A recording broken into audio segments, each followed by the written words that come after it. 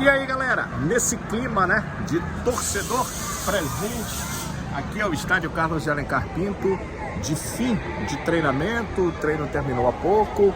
Quando a torcida entrou, ainda tínhamos aqui o trabalho recreativo, não tinha mais trabalho coletivo, né? Tinha trabalho recreativo.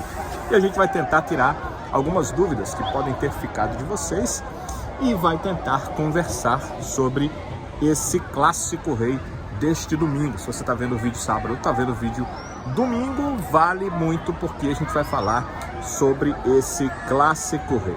Primeiro, treino aberto, aconteceu como sempre. Primeiro o treino era fechado, o Gustavo Morínigo estava trabalhando com o grupo. Depois o Morínigo disse que o treino já tinha feito o posicionamento, já tinha trabalhado finalizações, todos os treinos ele está trabalhando cobranças de pênaltis, ele tinha trabalhado tudo isso, já estava livre para o grupo poder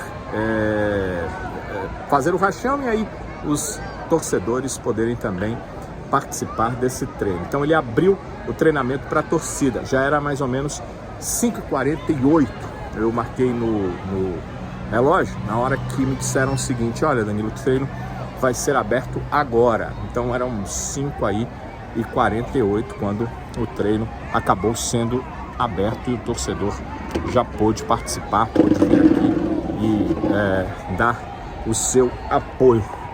Dar uma sentada aqui, que ninguém é de ferro, para a gente conversar um pouquinho. Daqui a pouco eu levanto de novo e mudo de novo o foco e o cenário para vocês. Então foi isso, mais ou menos nesse horário, às 5h48 o treino abriu. A torcida entrou, já estavam os atletas fazendo um trabalho recreativo, um rachão, e aí eles continuaram o rachão. Vamos aqui para as dúvidas que a gente poderia ter. O David Ricardo, se voltava ou não. Já tinha informação desde hoje, no começo da tarde, que o David Ricardo ia participar do jogo, pelo menos estaria à disposição para participar do jogo. Fica uma dúvida, claro, o Gustavo Morínigo viu o Luiz Otávio, experiente jogador ao lado do Thiago, eles foram muito bem no Clássico Rei, então será que o Luiz Otávio segue fazendo dupla com o Thiago ou será o David Ricardo? Uma questão que é o técnico Gustavo Morínigo que vai decidir. Eu acho que o David Ricardo, até pelo ritmo de jogo e porque o Luiz Otávio não está com esse ritmo todo, volta ao time titular. Detalhe, né? O David Ricardo estava trabalhando como um dos goleiros no rachão. Isso chama atenção para uma outra questão, né? Normalmente os goleiros do rachão são Danilo Barcelos de um lado e Kaique de outro. Então o David Ricardo entrou no gol exatamente pela ausência do Kaique. Lembra do ônibus que a gente sempre faz alguns dos nossos vídeos por lá? Pois é, o ônibus do Ceará Sporting Clube está ali.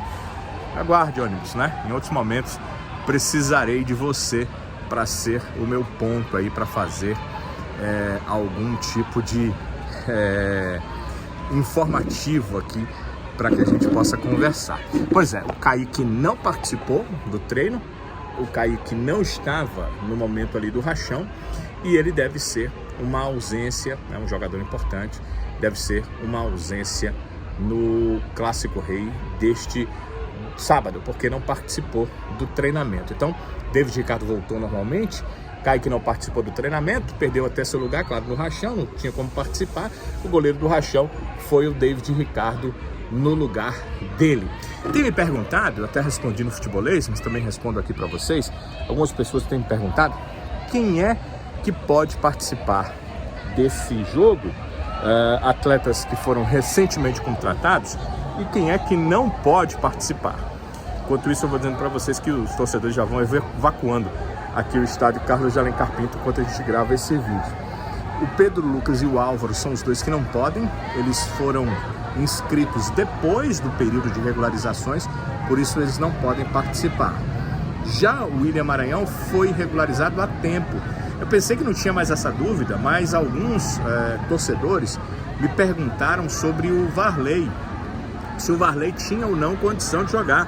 Ora, o Varley se contundiu, a contusão que ele teve lá no joelho, na semifinal, no primeiro jogo das semifinais, quando o Ceará foi a Iguatu. Ele estava jogando o Campeonato Cearense. O Varley foi até contratado antes do William Maranhão, que tem condição. O William Maranhão foi inscrito no último dia, né, no dia 10. Então o Varley pode sim, certo, torcedor? Pode ter certeza, não tem nenhum problema. O Varley pode sim, o William Maranhão pode sim também. São jogadores que podem, como eu disse, Pedro Lucas, o meio-campo que veio do Grêmio, envolvido naquela negociação com a ida do Vina para o Grêmio. O Pedro Lucas é que não pode, e o Álvaro, centroavante, que inclusive já marcou gol, que ajudou, né, no gol que o Ceará acabou fazendo contra a equipe do Fortaleza. O Tite marcou contra, mas ele só marcou contra porque o Álvaro estava ali, né, para não deixar o Tite fazer retirar aquela bola com facilidade. Então o Álvaro tem sido importante. O Álvaro também tem essa condição de marcar gols, de ser um jogador de área, mas infelizmente no Campeonato Cearense ele não pode atuar. Ele foi inscrito, ele foi contratado depois do final do prazo das inscrições para o estadual. Recapitulando, o William Maranhão pode, Varley, algumas pessoas me perguntaram, sim, já jogou partidas pelo estadual. Pedro Lucas e Álvaro, não. Hoje houve a venda do atacante, na verdade, Arthur. O Arthur que iniciou sua carreira nas categorias de base do Ceará, foi para o Palmeiras vendeu para o Red Bull, está comprando de volta. O Ceará tem do Arthur 4% de direitos econômicos. E como clube formador do Arthur, por aquele percentual de solidariedade que a FIFA definiu para clubes formadores, ele é um percentual dividido pelos clubes onde o atleta atuou desde os 12 anos, né? Desde da idade de 12 anos até os 23. Então, por conta disso, o Ceará tem mais 0,67%. Então, o Ceará tem 4% de direitos econômicos, mais 0,67%. Então, 4,67% do valor que o Palmeiras pagou à equipe do Red Bull Bragantino para levar de volta o Arthur. O Ceará faz jus a R$2.101.000, R$101.500. R$2.101.500 é esse, portanto, o valor que o Ceará tem em relação ao Arthur. E desse valor pago do Palmeiras ao Red Bull, esses R$2.101.500 vão para os cofres do Ceará. Vamos pensar agora em time, né? Que time o Ceará deve ter nesse clássico rei diante da equipe do Fortaleza? Bem, eu até dei uma notada aqui no time, e é óbvio que quero ouvir as opiniões de vocês aí nos comentários, dizendo qual o time que vocês acham que o Ceará deveria ter para essa partida. Eu particularmente acho que não tem que ter muita mudança. As mudanças são só as necessárias e o restante do time tem que ter a manutenção de base, porque o Ceará não tem assim um elenco tecnicamente tão bom, mas ele tem um bom time. E como time, ele pode se utilizar daqueles principais jogadores que vêm atuando. Então, Richard no gol, acho que ninguém tem dúvida disso. Varley na lateral direita, também entendo que não há dúvidas. Thiago Paiunçá na zaga, outro que não tem dúvidas. E entendo que o David Ricardo volta ao time com o William Formiga na lateral esquerda. Eu fui advertido por alguns colegas, de imprensa mesmo, na verdade por um colega, que o William Formiga teria saído contundido na partida contra o Fortaleza na quarta-feira, que o Danilo Barcelos entrou. Eu imaginava que era uma questão física, porque o William Formiga vem de um período no departamento médico e não vinha jogando partidas em sequência. E hoje ele participou, ele estava aqui no treinamento, ele estava aqui na hora do rachão, ele saiu inclusive dando alguns autógrafos aos torcedores, então ele estava nesse grupo. Então, se ele tiver condição, acho que vai para o jogo o William Formiga. Richardson, Arthur Rezende e Guilherme Castilho. Lembrem que o Arthur Rezende não começou a partida da quarta-feira, começou o Kaique, mas como eu disse, o Kaique não participou do rachão. No mínimo é uma dúvida para esse jogo. E na frente, aí eu acho que ninguém tem dúvida mesmo. Eric, Janderson, Vitor Gabriel é o melhor trio ofensivo que hoje o Ceará tem e deve ser esse também para enfrentar a equipe do Fortaleza. Bem, torcida não faltou, o torcedor veio, né? Alguns torcedores já indo embora agora. Eu mostro inclusive imagens aí para você no vídeo de torcedores que estão chegando, que estavam ali muito motivados no Vovozão. Agora os torcedores já estão indo.